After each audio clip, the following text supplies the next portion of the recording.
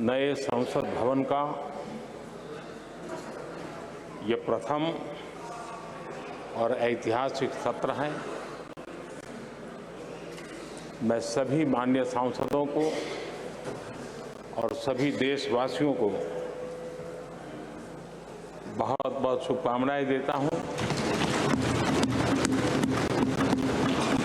आदरणीय अध्यक्ष जी, आज प्रथम दिवस के प्रथम सत्र में नए सदन में आपने मुझे बात रखने के लिए अवसर दिया है, इसलिए मैं आपका बहुत बहुत आभार व्यक्त करता हूं।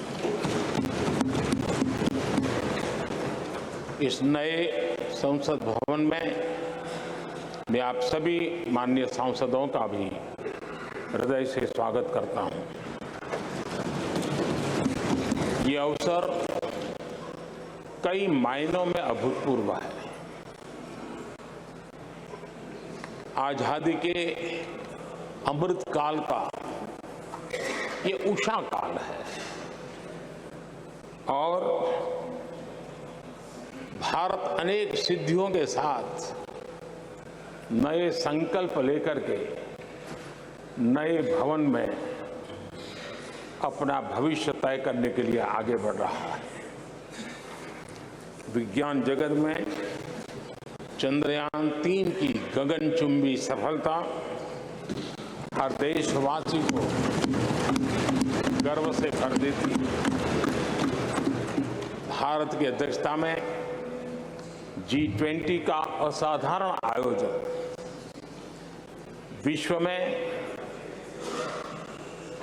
इच्छित प्रभाव, इस अर्थ में ये अद्वितीय उपलब्धियां हासिल करने वाला एक अवसर भारत के लिए बना।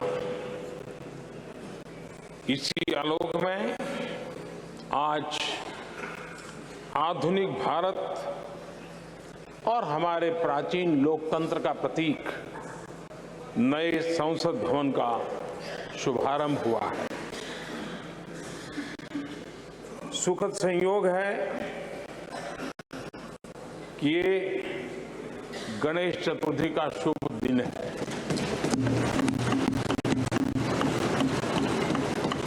गणेश जी शुभता और सिद्धि के देवता है।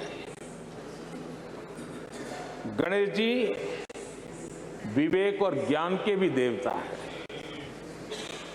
इस पावन दिवस पर हमारा ये शुभारंभ संकल्प से सिद्धि की ओर एक नए विश्वास के साथ यात्रा को आरंभ करने का है। आजादी के अमृत काल में हम जब नए संकल्पों को लेकर के चल रहे हैं, तब अब जब गणेश चतुर्थी का पर्व आज है, तब लोकमान्य तिलक की याद आना बहुत स्वाभाविक है। आजादी के आंदोलन में लोकमान्य तिलक जी ने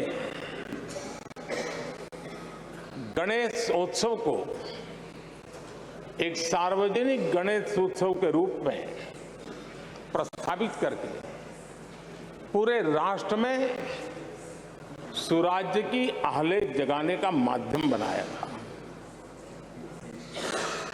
लोकमान्य तिलक जी ने गणेश पर्व से सुराज्य की संकल्पना को शक्ति दी। उसी प्रकार से आज ये गणेश चतुर्थी का पर्व लोकमान्य तिलक जी ने स्वतंत्र भारत स्वराज्य की बात कही थी। आज हम समृद्ध भारत गणेश चतुर्थी के पावन दिवस पर उसकी प्रेरणा के साथ आगे बढ़ रहे हैं। सभी देशवासियों को इस अवसर पर फिर एक बार मैं बहुत बहुत बधाई देता हूं। आदरणीय अध्यक्ष जी, आज संवत्सरी का भी पर्व है। ये अपने आप में एक अद्भुत परंपरा है।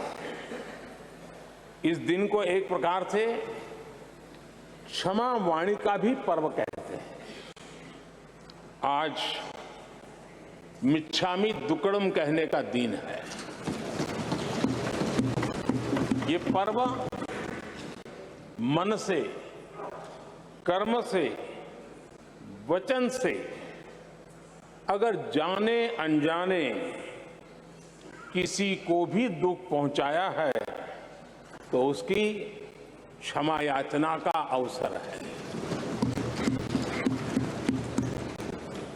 मेरी तरफ से भी पूरी विनम्रता के साथ, पूरे हृदय से आप सभी को, सभी सांसद सदस्यों को और सभी देशवासियों को मिच्छामि दुक्कड़म।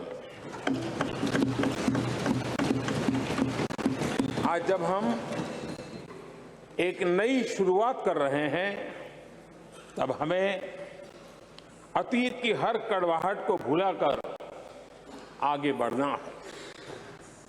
इस स्पिरिट के साथ जब हम यहां से, हमारे आचरण से, हमारी वाणी से, हमारे संकल्पों से जो भी करेंगे, देश के लिए, राष्ट्र के एक एक नागरिक के लिए वो प्रेरणा का कारण बनना चाहिए और हम सबको इस दायित्व को निभाने के लिए भरसक प्रयास भी करना चाहिए। आदरणीय अध्यक्ष जी, ये भवन नया है, यहां सब कुछ नया है, सारी व्यवस्थाएं नई हैं। यहां तक आपके सब साथियों को भी आपने एक नए रंग रूप के साथ प्रस्तुत किया है।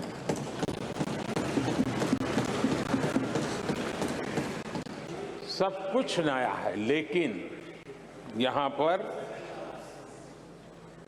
कल और आज को जोड़ती हुई एक बहुत बड़ी विरासत का प्रतीक भी मौजूद है।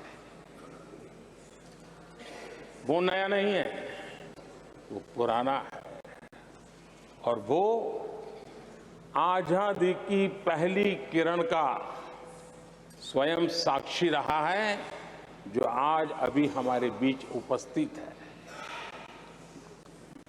वो हमारे समृद्ध इतिहास को जोड़ता है और जब आज हम नए सदन में प्रवेश कर रहे हैं,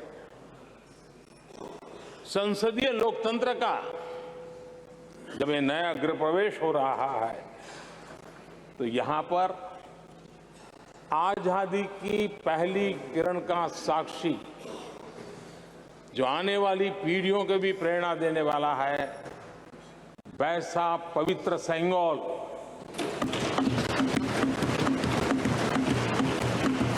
और ये वो सेंगोल है जिसको भारत के प्रथम प्रधानमंत्री पंडित नेहरू का स्पर्श हुआ था। ये पंडित नेहरू के हाथों में पूजा विधि कर करके आजादी के पर्व का प्रारंभ हुआ था और इसलिए एक बहुत महत्वपूर्ण अतीत को उसके साथ एक सेंगोल हमें जोड़ता है। तमिलनाडु की महान परंपरा का वो प्रतीक तो है ही, देश को जोड़ने का भी, देश की एकता का भी वो प्रतीक है। और हम सभी माननीय सांसदों को हमेशा जो पवित्र सेंगोल पंडित नेहरू के हाथ में शोभा देता था, वो आज हम सबकी प्रेरणा का कारण बन रहा है। इससे बड़ा गर्व क्या हो सकता है। आदरणीय अध्यक्ष जी, नए संसद भवन की भव्यता आधुनिक भारत के महिमा को भी मंडित करती है। हमारे श्रमिक, हमारे इंजीनियर्स, हमारे कामगारों, उनका पसीना इसमें लगा है और कोरोना काल में भी उन्होंने जिस लगन से इस काम को किया है, क्योंकि मुझे कार्य जब चल रहा था तब उन श्रमिकों के बीच आने का बार बार मौका मिलता था और खास करके मैं उनके स्वास्थ्य को लेकर के उनसे मिलने आता था। लेकिन ऐसे समय भी उन्होंने इस बहुत बड़े सपने को पूरा किया। आज मैं चाहूंगा कि हम सब हमारे उन श्रमिकों का, हमारे उन कामगारों का, हमारे इंजीनियर्स का हृदय से धन्यवाद करें, हृदय से, क्योंकि उनके द्वारा निर्मित भावी पीढ़ियों को प्रेरणा देने वाला है। और 30,000 से ज्यादा श्रमिक बंधुओं ने परिश्रम किया है, पसीना बहाया है इस भव्य व्यवस्था को खड़ी करने के लिए, और कई पीढ़ियों के लिए ये बहुत बड़ा योगदान है। माननीय अध्यक्ष जी, मैं उन श्रमयोगियों का नमन तो करता ही, लेकिन एक नई परंपरा का प्रारंभ हो रहा है, इसका मुझे अत्यंत आनंद है। इस सदन में एक डिजिटल बुक रखी गई है, जिस डिजिटल बुक में उन सभी श्रमिकों के पूरा परिचय इसमें रखा गया है, ताकि आने वाली पीढ़ियों को पता चलेगा कि हिंदुस्तान के किस कोने से कौन श्रमिक ने आकर के इस भव्य इमारत को, यानी उनके पसीने को भी अमरत्व देने का प्रयास इस सदन में हो रहा है। ये एक नई शुरुआत है, शुभ शुरुआत है और हम सब के लिए गर्व की शुरुआत है। मैं इस अवसर पर 140 करोड़ देशवासियों की तरफ से, मैं इस अवसर पर लोकतंत्र की महान परंपरा की तरफ से हमारे इन श्रमिकों का अभिनंदन करता हूं। आदरणीय अध्यक्ष जी, हमारे यहां कहा जाता है, यत् भावो तद् भवति, और इसलिए हमारा भाव जैसा होता है वैसे ही कुछ घटित होता है। यद् भावो तद् भवति, और इसलिए हम जैसी भावना करते हैं और हम जैसी भावना करके प्रवेश किया है, मुझे विश्वास है भावना भीतर जो होगी हम भी वैसे ही खुद भी बनते जाएंगे, और वो बहुत बड़ी स्वाभाविक है। भवन बदला है, मैं चाहूंगा भाव भी बदलना चाहिए, भावना भी बदलनी चाहिए।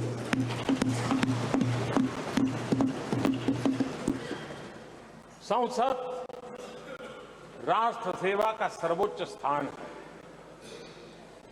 ये संसद दलहित के लिए नहीं है। हमारे संविधान निर्माताओं ने इतनी पवित्र संस्था का निर्माण दलहित के लिए नहीं, सिर्फ और सिर्फ देश हित के लिए किया।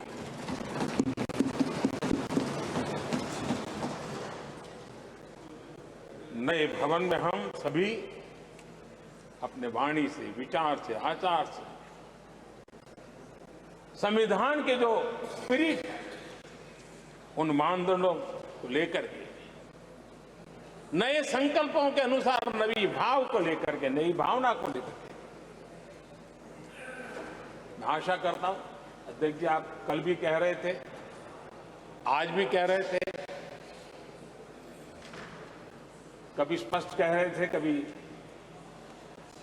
थोड़ा लपेट कर भी कह रहे थे, हम सांसदों के व्यवहार के संबंध में मैं मेरी तरफ से आपको आश्वासन देता हूं कि हमारा पूरा प्रयास रहेगा, और मैं चाहूंगा कि सदन के नेता के नाते हम सभी सांसद आपकी आशा अपेक्षा में खरे उतरे, हम अनुशासन का पालन करें। देश हमें देखता है, आप जैसा दिशा निर्देश करें। लेकिन माननीय अध्यक्ष जी, अभी चुनाव तो दूर है और जितना समय हमारे पास बचा है इस पार्लियामेंट के, मैं पक्का मानता हूं कि यहां जो व्यवहार होगा ये निर्धारित करेगा कि कौन यहां बैठने के लिए व्यवहार करता है और कौन वहां बैठने के लिए व्यवहार करता है। जो वहां ही बैठे रहना चाहता है उसका व्यवहार क्या होगा, और जो यहां आकर के भविष्य में बैठना चाहता है उसका व्यवहार क्या होगा, इसका फर्क बिल्कुल आने वाले महीनों में देश देखेगा और उनके बर्ताव से पता चलेगा। ये मुझे पूरा विश्वास है। आदरणीय अध्यक्ष जी, हमारे यहां वेदों में कहा गया है, सम्यच्च सब्रता भूत्वा वाचम वदत भद्रया, अर्थात हम सब एक मत होकर, एक समान संकल्प लेकर कल्याणकारी सार्थक संवाद करें।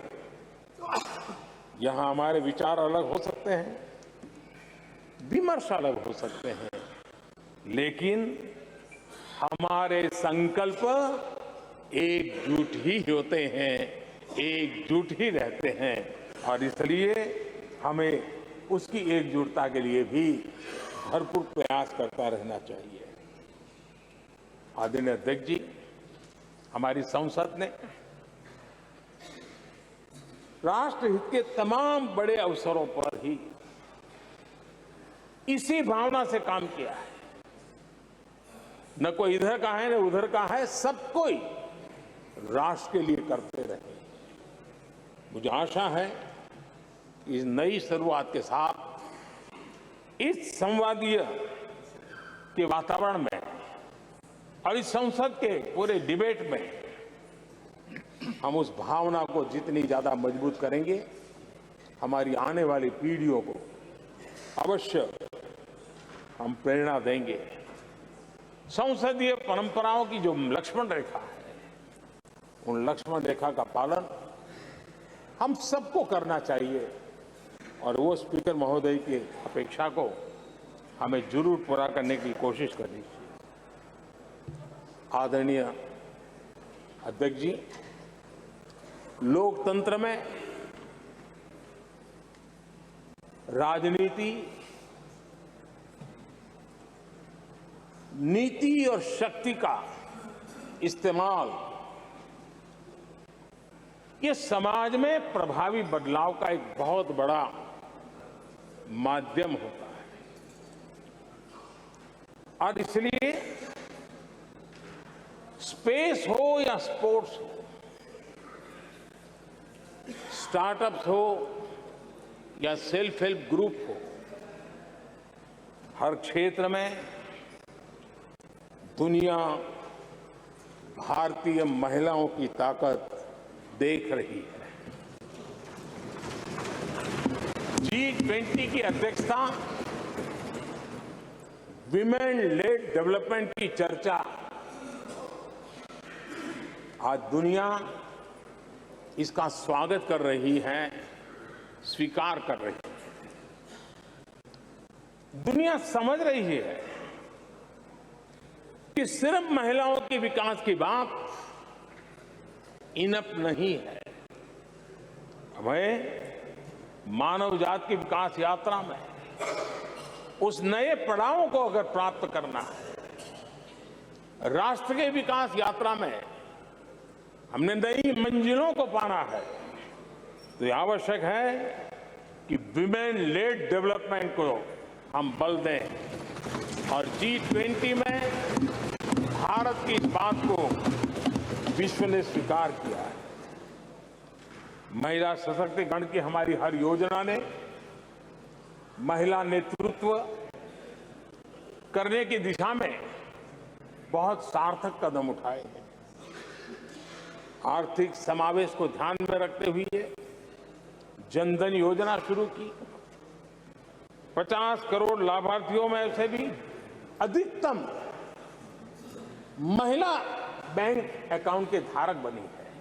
ये अपने आप में बहुत बड़ा परिवर्तन भी है, नया विश्वास देता है। जब मुद्रा योजना रखी, ये देश गर्व कर सकता है कि उसमें बिना बैंक गारंटी 10 लाख रुपए की लोन देने की योजना और उसका लाभ पूरे देश में सबसे ज्यादा महिलाओं ने उठाया। महिला एंटरप्रेन्योर का एक पूरा वातावरण देश में नजर आया। पीएम आवास योजना, पक्के घर, ये भी उसकी रजिस्ट्री ज्यादातर महिलाओं के नाम हुई, महिलाओं का मालिकाना हक बना। आदरणीय अध्यक्ष जी, हर देश की विकास यात्रा में ऐसे माइलस्टोन आते हैं जब वो गर्व से कहता है कि आज के दिन हम सब ने नया इतिहास रचा है। ऐसे कुल पल जीवन में प्राप्त होते हैं।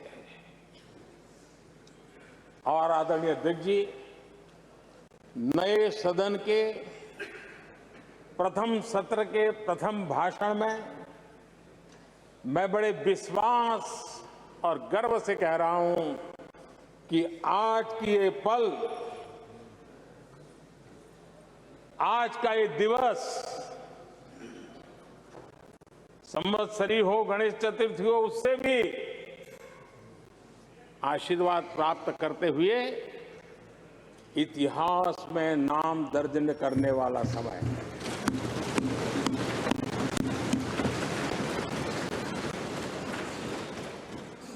हम सब के लिए पल गर्व की पल है। अनेक वर्षों से महिला आरक्षण के संबंध में बहुत चर्चाएं हुई हैं, बहुत वाद विवाद हुए हैं। महिला आरक्षण को लेकर संसद में पहले भी कुछ प्रयास हुए हैं। 1996 में इससे जुड़ा बिल पहली बार पेश हुआ था। अटल जी के कार्यकाल में कई बार महिला आरक्षण का बिल पेश किया गया, कई बार, लेकिन उसे पार कराने के लिए आंकड़े नहीं जुटा पाए और उसके कारण वो सपना अधूरा रह गया। महिलाओं को अधिकार देने का, महिलाओं की शक्ति का उपयोग करने का वो काम शायद ईश्वर ने ऐसे कई पवित्र काम के लिए मुझे चुना है।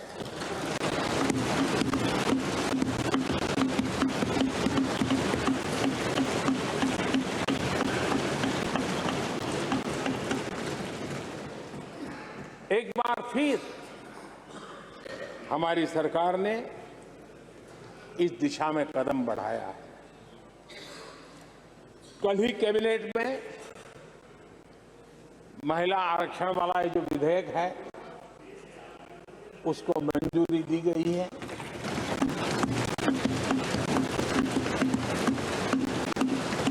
आज 19 सितंबर की ये तारीख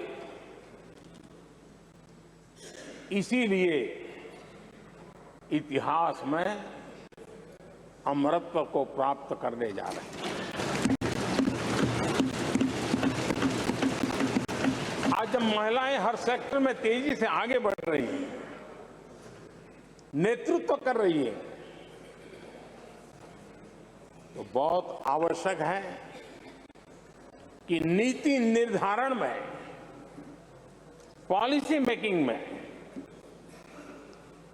हमारी माताएं, बहनें, हमारी नारी शक्ति अधिकतम योगदान दें, ज्यादा से ज्यादा योगदान दें। योगदान ही नहीं, वे महत्वपूर्ण भूमिका निभाएं। आज इस ऐतिहासिक मौके पर नए संसद भवन में सदन की पहली कार्यवाही के रूप में, उस कार्यवाही के अवसर पर देश के इस नए बदलाव का आह्वान किया है और देश की नारी शक्ति के लिए सभी सांसद मिलकर के नए प्रवेश द्वार खोल दें, इसका आरंभ हम इस महत्वपूर्ण निर्णय से करने जा रहे हैं।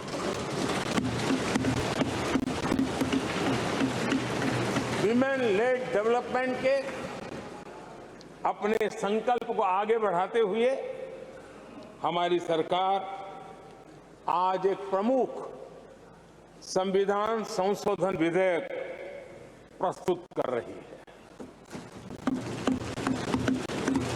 इस विधेयक का लक्ष्य लोकसभा और विधानसभाओं में महिलाओं की भागीदारी का विस्तार करने का है। नारी शक्ति वंदन अधिनियम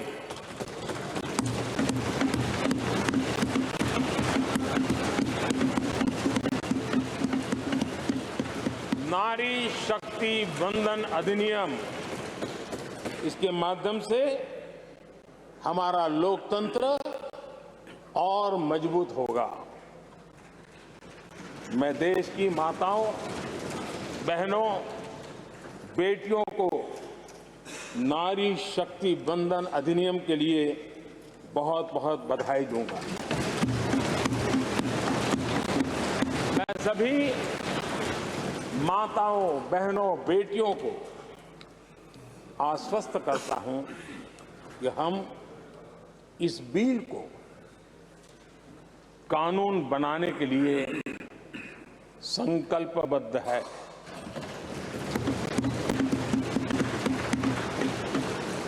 मैं इस सदन में सभी साथियों से आग्रहपूर्वक निवेदन करता हूं, आग्रह भी करता हूं, और जब एक पावन शुरुआत हो रही है, पावक विचार हमारे सामने आया है, तो सर्वसम्मति से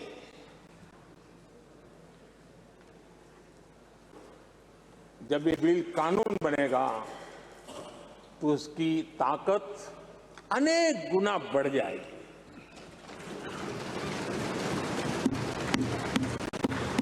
और इसलिए मैं सभी माननीय सांसदों से, दोनों सदन के सभी माननीय सांसदों से इसे सर्वसम्मति से पारित करने के लिए प्रार्थना करते हुए आपका आभार व्यक्त करता हूं। इस नए सदन के प्रथम सत्र में मुझे आपने मेरी भावनाओं को व्यक्त करने का अवसर दिया। बहुत बहुत धन्यवाद। श्री अधीर रंजन चौधरी जी।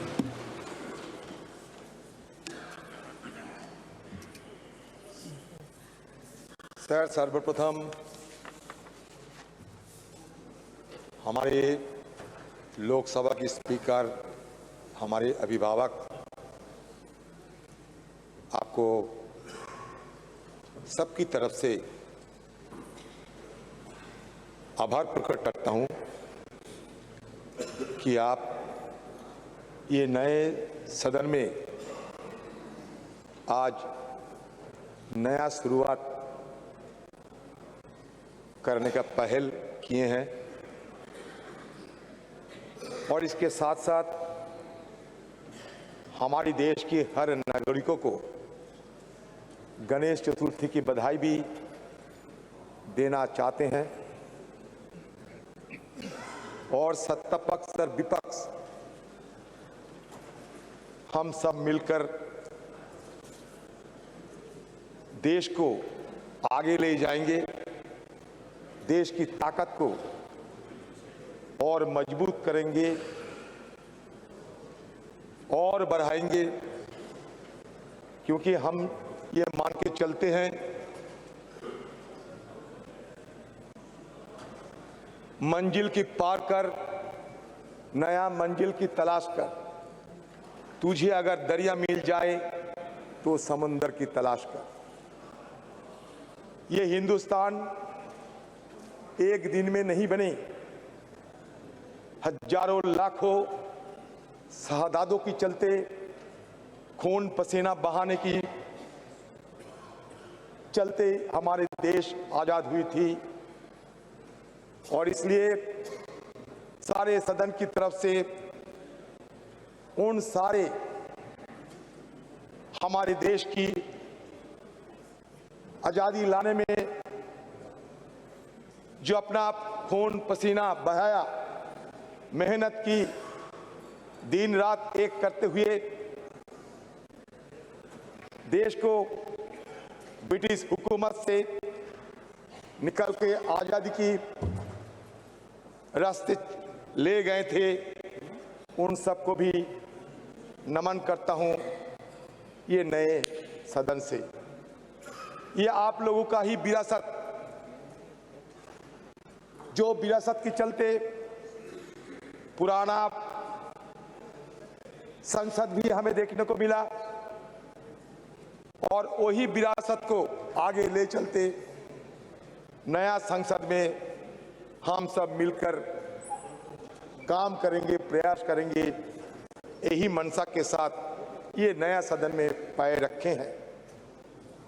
मैं ये पहली बार इसके अंदर आते हैं, किसी ने पूछा था कि एक बार चलो नया सदन को देख लिया करो। मैंने कहा नहीं, अगर जाना है तो सीधा सदन के अंदर ही जाएंगे और उसके बाद धीरे धीरे सदन के हर कोने से परिचित होंगे।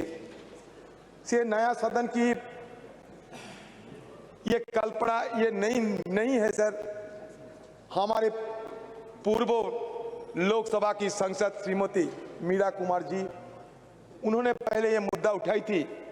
उन्होंने ये भी कही थी कि हमारे जो भवन वो चुप से हुए रोते हैं, साइलेंटली वीपिंग। हमारे और एक महिला लोकसभा की अध्यक्ष रही, सुमित्रा महाजन, भी ये गुहार लगाते थे कि हमें नया एक संसद, एक नया भवन की जरूरत है, क्योंकि बहुत सारे खामियां धीरे धीरे निकल आते हैं। अच्छा हुआ देर सवेर नया संसद हमें मिले हैं और इस सरकार जो आज सत्ते पे है, इन्हीं सरकार की इस पहल के चलते नया सदन बने हुए हैं। तो इसमें हम ये सबका है, ये कोई पार्टी के नहीं, कोई व्यक्ति के नहीं, सबका है। हमारे पूर्व प्रधानमंत्री जवाहरलाल नेहरू कहते थे कि देश में कार्टिज्म नहीं होना चाहिए, कोई व्यक्ति पूजा नहीं होना चाहिए, देश सबका है। ये सिर्फ एमपी का नहीं है, ये देश, ये पार्लियामेंट सिर्फ एमपी का नहीं, हिंदुस्तान के हर नागरिकों की इसमें हिस्सा है। तो ये हमारे देश की संपदा माना जाता है। अटल जी भी कहते थे, होने ये ना होने की ये क्रम इसी तरह चलता रहेगा, हम रहेंगे, ये भ्रम भी सदा पलते रहेंगे। तो स्वाभाविक रूप से कोई यहाँ हो या ना हो, हमारा ये ट्रेडिशन, ये विरासत, ये चलते रहेंगे जितने दिन ये देश हिंदुस्तान है, उतने दिन ये हमारे ये विरासत आज हम कल दूसरों ने ये लेते आगे निकलेंगे। सर, मैं सर्वप्रथम हमारे प्रधानमंत्री जी और आप सबके सामने मैं एक बात कहना चाहते हैं, जो भी करें आप लोग ये मान के चलिए कि हमारे लिए संविधान सर्वोपरि है। ये संविधान मान लीजिए हमारे लिए गीता, कुरान और बाइबल से कमी नहीं है। ये संविधान जिसमें लिखा हुआ है सत्यमेव जयते, ट्रूथ ऑलवेज प्रिवेल्स। हम भी चाहते हैं कि सत्य की मार्ग पर हम आगे निकले और हमारे देश को सारे दुनिया में हम रोशन करें। सर, ये संविधान में ये लिखा गया पहली पन्नों में, जिसको हम कहते हैं कि प्रीएम्बल। ये प्रीएम्बल में ये लिखा गया, we the people of India, we the people of India having solemnly resolved to constitute India into a sovereign democratic republic and to secure to all its citizens. Sir, the people of India having solemnly resolved to constitute India into a sovereign, secular, socialist, democratic republic and to secure to all its citizens justice. Justice for what? Social justice, economic and political justice. Liberty. Liberty for what? Liberty of thought, expression, belief, faith and worship. Sir, हो गया sir? प्रधानमंत्री तो काफी बोले sir, कुछ बोलने दो। आप इजाजत दो यहाँ से बैठ के। सर, संविधान पढ़ रहा हूँ ना सर। आप पढ़े ना संविधान? Sir, equality for what? Equality of status and of opportunity and to promote among them all fraternity. Fraternity for what? Assuring the dignity of the individual and the unity of the nation. In our Constituent Assembly, this 26th day of November 1949, do hereby adopt, enact and give to ourselves this Constitution. Sir, मैंने इसलिए पढ़ा, इसमें लिखा है We the people of India. ये नहीं लिखा गया कि ये हिंदू, ये मुसलमान, ये क्रिश्चियन, ये जैन अलग अलग किसी ने ये प्रस्ताव पारित करते हैं। समग्र मिलके we the people of India, मतलब सारे देश की, सारे भारत की, सारे इंडिया की, सारे हिंदुस्तान की, सब मिलके ये शपथ लिए गए थे। सर, हमारे आर्टिकल 395 आर्टिकल इसमें शामिल किए गए थे। उसमें जो पहला आर्टिकल, उसमें यह लिखा जाता है कि India, that is Bharat, shall be A union of states. मतलब भारत और इंडिया के बीच कोई अंतर नहीं है। जो भारत होते हैं वो इंडिया है, जो इंडिया होते हैं वो भारत है। हम जबरदस्ती किसी बहाने इसके अंदर दरार पैदा करने की कोई कोशिश ना करे तो बेहतर होगी, क्योंकि कुछ जगह में ये आशंका फैला जाते हैं कि हमारे देश में हिंदुत्व की तो बात हम सुनते ही है, लेकिन इसके साथ साथ हिंदुत्व बात भी आ जाएंगे क्या, ये आम लोगों में ये चर्चा है। मैं सबको संज्ञान में ये लाना चाहते हैं, क्योंकि ये मुद्दा हमारे देश के लिए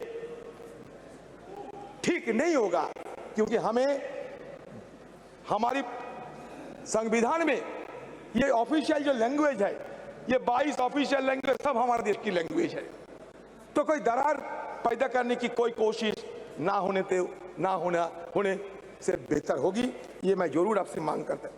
सर, सर्वप्रथम और एक बात कहना चाहते हैं सर, प्रधानमंत्री जी G20 और शुरुआत तो किए थे राष्ट्रपति जी की भाषण के साथ साथ पार्लियामेंट में नो कॉन्फिडेंस, उसके बाद G20 को तो हम हर दिन देखते ही हैं आज सदन में भी देखे, दोनों लोकसभा में भी देखे, सेंट्रल हॉल में भी देखे, यहाँ भी देखते हैं। प्रधानमंत्री जी की हर भाषण सुनते सुनते मान लीजिए कि हमारा जहन में सिमट गए। मैं इसलिए यह कहना चाहते हैं अभी कि सर देखिए, ये सदन की गरिमा की बात किया जाते हैं, लेकिन कम से कम सरकार कम से कम ये कभी सोचे हैं कि हमारे ये सदन में स्पीकर है लेकिन डेप्यूटी स्पीकर नहीं है। क्यों? ये पहली बार आजादी के बाद, संविधान रचना होने के बाद पहली बार हमारा ये सदन में स्पीकर साहब है लेकिन डेप्यूटी स्पीकर नहीं है। क्यों? ये हम सबको सर अगर बोलने देंगे तो मैं बोलूंगा सर। अब समय सर ये तो सर यही तो हमारा मांग उधर भी थे इधर भी है। इसीलिए कभी कभी हम थोड़ा जोर आवाज करते हैं, हमारा आवाज रुकने के लिए पूरा अपने बढ़ा दिए सारे बहुत ऊंचा कर दिया, हमें कोई अगर बात वहां तक पहुंच ना पाए। सर मैं ये कहना चाहते जो आरक्षण की बात हमारे प्रधानमंत्री जी अभी अभी कहे हैं, मैं ये कहना चाहते कि महिला आरक्षण 1989 में जब राजीव जी प्रधानमंत्री थे तब स्थानीय निकायों के चुनाव में उन्होंने 1/3 आरक्षण महिलाओं के लिए सुनिश्चित किया था। तत्पश्चात कांग्रेस की सरकारों ने लगातार प्रयास किया कि महिला आरक्षण का बिल पास हो, कानून बने। लोकसभा एवं विधानसभाओं के लिए भी 1/3 आरक्षण के लिए राजीव जी की सरकार, देखो प्रधानमंत्री जी कह रहे थे कि व्यवहार से पता चलेगा कौन कैसा व्यवहार करता है। प्रधानमंत्री खुद देख लो, प्रधानमंत्री का अपमान कर रहे हैं आप लोग। प्रधानमंत्री खुद आप लोगों को सिखाता कि व्यवहार की उल्टा व्यवहार करते हैं। सर हो गया। राजीव जी की सरकार, नरसिम्हा राव जी की सरकार, फिर डॉक्टर मनमोहन जी की सरकार, अलग अलग सरकारों ने अलग अलग समय पर अपनी हैसियत के अनुसार उसको पास कराने की प्रयास किया। कभी राज्यसभा में पास होता था, लोकसभा में नहीं होता था, कभी लोकसभा में होता था, राज्यसभा में गिर जाता था। डॉक्टर मनमोहन सिंह की सरकार के वक्त जो ये बिल आया वो आज तक जीवित है, आज तक जीवित है, राज्यसभा में पास हुआ है।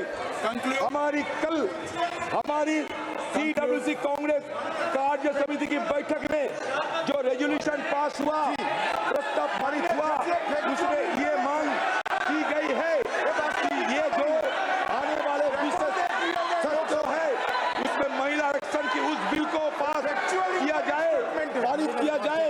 ये बहुत महत्वपूर्ण है, ऐतिहासिक है। आपको ज्ञान है कि पूर्व कांग्रेस अध्यक्षा श्रीमती सोनिया गांधी ने पत्र भी लिखा था हमारे प्रधानमंत्री जी को, पत्र लिखा था। हम फिर से उस मांग को इस प्रस्ताव के जरिए दोहराते हैं। अच्छा हुआ सर बात तो बहुत कुछ है। प्रधानमंत्री जी सिंगल दिखा रहे थे, आप बोलना बाद में, अभी बातें बोले सर। बोल में महिला आरक्षण, प्रधानमंत्री सिंगल दिखा रहे थे। महिला आरक्षण बिल के समय आज तो स्वागत कर दें आपके, ये सिंगल सदन में स्वागत कर दें आज तो।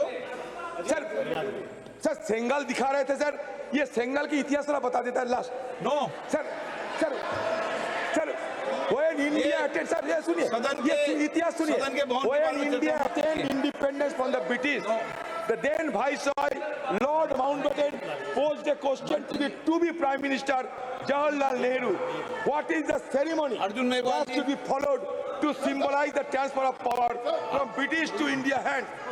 Sir, गृह मंत्री जी क्लैरिफिकेशन देना चाहते हैं सर कृपया अलो कर दिया जाए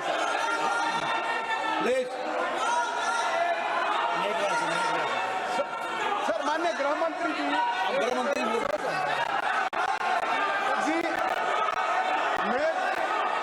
माननीय अधीर रंजन जी ने दो चीजें फैक्चुअली इनकरेक्ट कही है, या तो वो वीटो करे या तो आपने सदन के टेबल पर उसको रखवाना चाहिए। एक, महिला आरक्षण बिल लोकसभा में पास हुआ था, कभी पास नहीं हुआ। और दो, कि ये बिल पुराना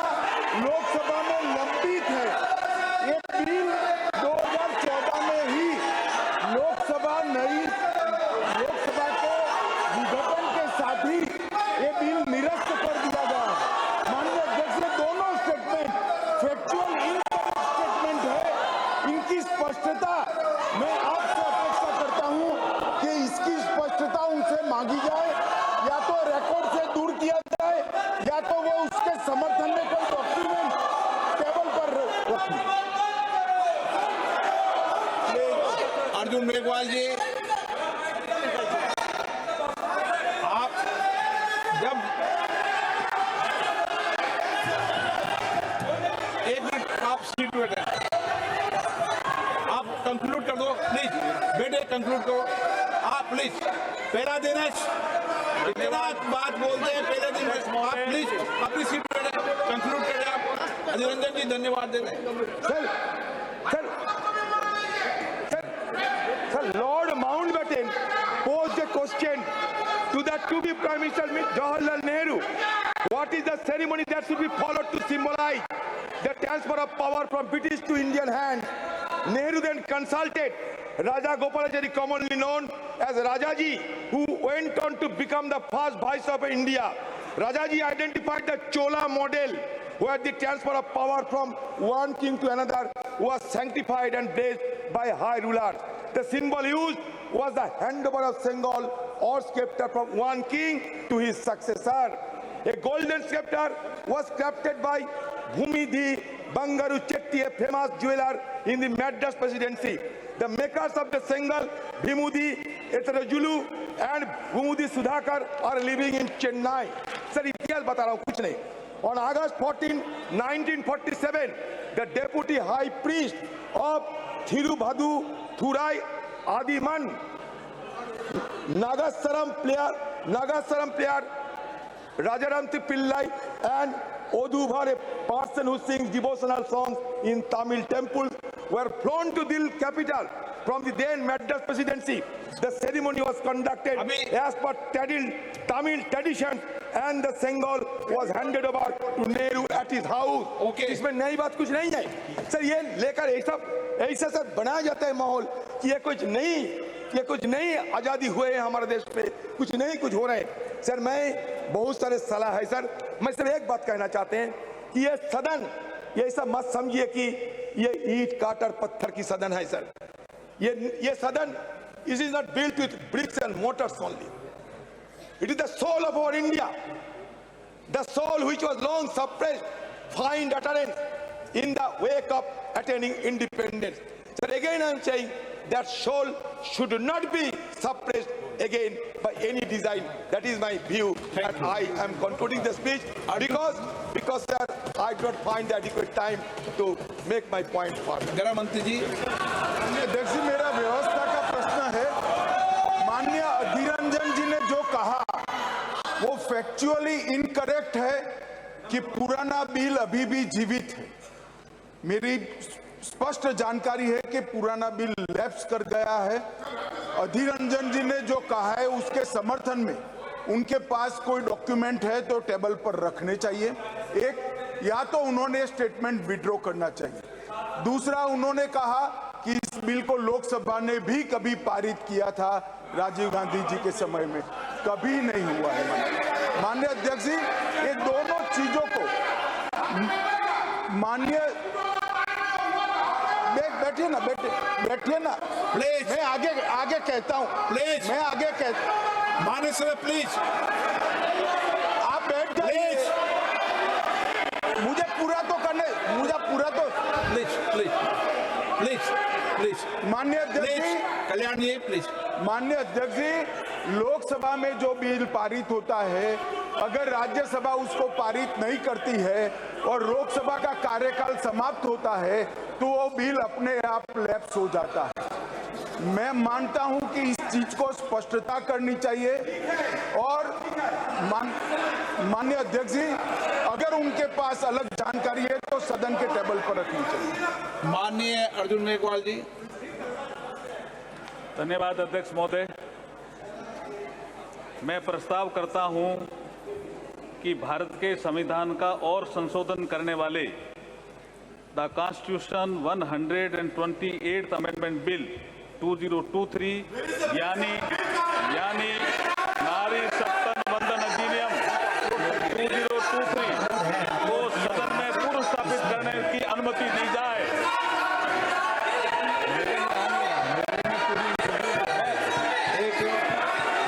मैं बोलना भी चाहता हूं सर। सप्लीमेंट्री बिजनेस में देखिए, बिल को अपलोड, सप्लीमेंट्री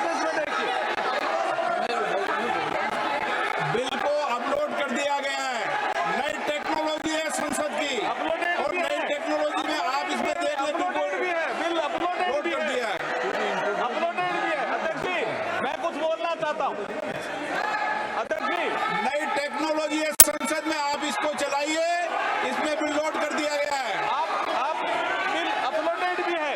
मैं बोलना चाहता हूँ अध्यक्ष जी, कुछ बोलना चाहता हूँ। अध्यक्ष जी,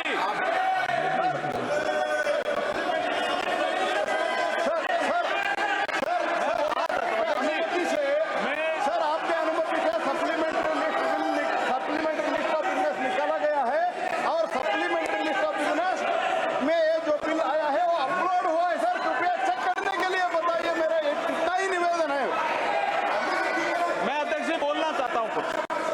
अध्यक्ष जी मैं बोलना चाहता हूँ। अध्यक्ष जी, इस महत्वपूर्ण दिवस के अवसर पर आपने मुझे बोलने का अवसर दिया, नहीं तो यहाँ से ले लीजिए। मैं आपका आभार प्रकट करता कैलकुलेट कर हूँ। दिया ना आपने। ये अपलोड है, अपलोडेड है। अपलोड है साहब, बता दें बिल अपलोडेड है। Gaurav ji, you can see the bill. आप इसमें अपलोड है बिल। अध्यक्ष जी, केवल मेजबाजी की बात अपलोड है। बताइए, छोड़ो सर ये। मैं अध्यक्ष जी, मैं कॉन्स्टिट्यूशन 128 अमेंडमेंट बिल 2023 के संबंध में कुछ तथ्य सदन के समक्ष रखना चाहता हूं। ये महिला सशक्तिकरण से संबंधित बिल है। इस बिल के माध्यम से हम आर्टिकल 239AA, 330A और 332A और 334A इनमें संशोधन कर रहे हैं संविधान में। अध्यक्ष जी, 239AA के माध्यम से 33% सीटें national capital territory of Delhi के लिए महिलाओं के लिए रिजर्व होगी। आर्टिकल 330A के माध्यम से reservation of seats for SC/ST in house of people इसमें मैं आपको बता रहा हूँ कौन से उसमें है। आर्टिकल 332A है इस आर्टिकल में है। इस वाकई आज रील से देख सकते हैं अपने सामने। I would like to clear them, sir. It is already uploaded, sir. Supplementary list. It is already uploaded, sir. We are able to see it. We are able to. Why they are not able to see it? Whether they are opposing the Mahila reservation bill, let them clarify, sir. It is there, sir. Let them understand, sir. It is already there. ये तो है, sir, already. ए मेरे अभी जो इधर रखा है tab, ये टैब में आ रहा है। You please try to understand the technology. हम आज भारत में डिजिटल इंडिया के बात कर रहे हैं। चेक करा दो गौरव जी, चेक करा दो कृपया। चेक करो अपने सामने। चेक करिए। Please check mister Gaurav. Digital console में एसएमएस में भी है। चेक ये मेरी स्क्रीन पर दिख रहा है, तो आप सबकी स्क्रीन पे दिख रहा है। आप चलो एक मिनट देख लो।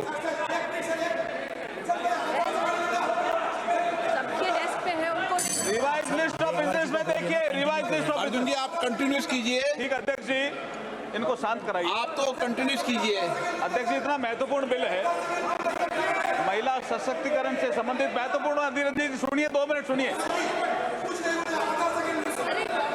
मैं वही बोल रहा हूं। अध्यक्ष जी, the constitution 128 amendment bill 2023 it's a very important amendment, it's a very important bill. Adhir Ranjan ji सुनिए थोड़ा। आर्टिकल 239AA हम इसमें इंसर्ट कर रहे हैं, जिसके माध्यम से 33% महिलाओं को रिजर्वेशन मिलेगा। किसमें?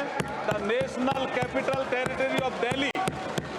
उसके बाद हम आर्टिकल 330A में अमेंडमेंट कर रहे हैं, जिसके माध्यम से लोकसभा में reservation of seats for schedule caste and schedule tribe जो प्रावधान पहले से है, उसी में ही हम 33% महिलाओं के आरक्षण की बात कर रहे हैं।